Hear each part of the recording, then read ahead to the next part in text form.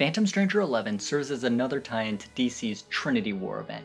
After our heroes split into 3 different teams in Part 3 of the event, Batman and his group partnered with the Phantom Stranger to look for a scientific answer to Dr. Light's death. Batman discusses the possibility of somehow questioning the now-deceased Dr. Light. The Phantom Stranger is wary of this approach since the angel Zariel forbid him from entering the afterlife, after he tried to retrieve his dead family in a previous issue. Batman is able to convince the Phantom Stranger though, and the two of them, plus Katana and Deadman, journey towards heaven. First, they briefly move through an in-between zone called Heaven's Basement, before moving on to heaven itself. Once there, the Phantom Stranger explains that there are actually infinite heavens, each shaped by an individual soul. We then see Katana in her personal heaven.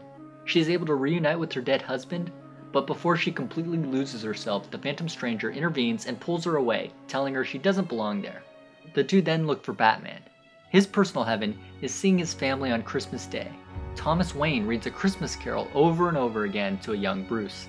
Batman is able to pull himself away, and the group moves on to Dr. Light's heaven. His is composed completely out of light. They attempt to interrogate him, asking him what he remembers from when Superman killed him. When Dr. Light is unable to remember anything, it seems like the group has accomplished nothing. The Phantom Stranger decides he is going to attempt to bring Dr. Light back to the land of the living. He can relate to Dr. Light as they have both been torn from their family. Dr. Light also gives him an orb that he would like his family to receive if the resurrection fails. Before the plan can move forward, Zariel and a group of angels arrive. Zariel sends Batman, Katana, and Deadman back, and then returns Dr. Light to his heavenly bliss. He reminds Phantom Stranger of his warning before seemingly erasing him from existence. Wow, I cannot believe at the end of this issue he just sort of becomes non-existent. Do you think this is going to be something that's... No, he's not non-existent. I think the angels think they did that to him, but at the same time, the entire character of Phantom Stranger is based around the fact that the Council of Wizards punished him to walk eternally. And at the beginning of the Phantom Stranger series, we see the only way he can end his punishment is to get rid of all his coins. The Voice has been giving him opportunities to do so, and since he hasn't gotten rid of his coins and hasn't served out his punishment, he can't. I think the Phantom Stranger himself would actually want to be obliterated from existence. He would prefer that over his current punishment. Like, constant suffering. I thought it would be cool to maybe even pursue the idea that him going to a place where non-existent things exist, you know, going even past the current metaphysical level that they're at. Yeah, perhaps that's the next storyline in the Phantom Stranger series. I guess we'll kind of have to wait and see how that shakes out. But looking at this issue specifically in the context of the larger Phantom Stranger series, I really don't think it did a great job. I thought the Voice obviously should have had a role in this since he's the one who's been guiding him in the past.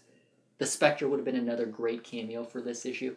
Instead, all we really see is another look at sort of the afterlife. It seems that the Phantom Stranger is always walking the line between life and death, and we've seen a lot of different takes on the afterlife. We've seen hell. In this case, we go up to heaven, and it's kind of a unique take on it. Yeah, very different than Trigon and his hells. Yes, and in this, everyone can create their own sort of heaven. I thought this was somewhat poorly done.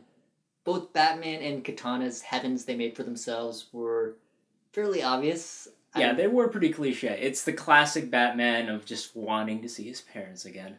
I expected there to be some sort of twist, like being ripped away and that being extremely painful, but instead they both just sort of walked away and were unchanged for it.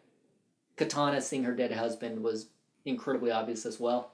What actually really bugged me was Dr. Light's personal heaven, where everything's made out of light, and Batman just explains it away saying, oh, this is perfect for a guy whose powers are to bend light.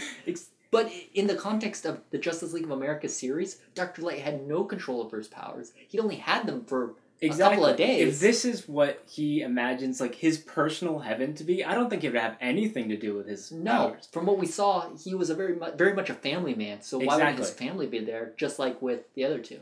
Speaking of Dr. Light, let's take a step back and take a look at how this issue affects the larger Trinity War event.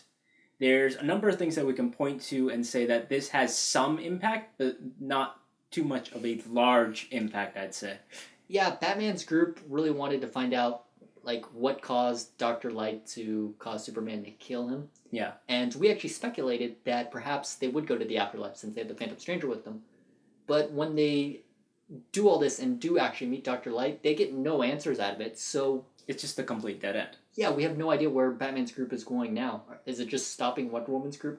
Deadman, who was with Wonder Woman's group, has come back to this group now because Wonder Woman's group initially failed. They went to Bellerive and didn't find Pandora, so Deadman apparently felt, all right, I'm going to go check out what everyone else is doing.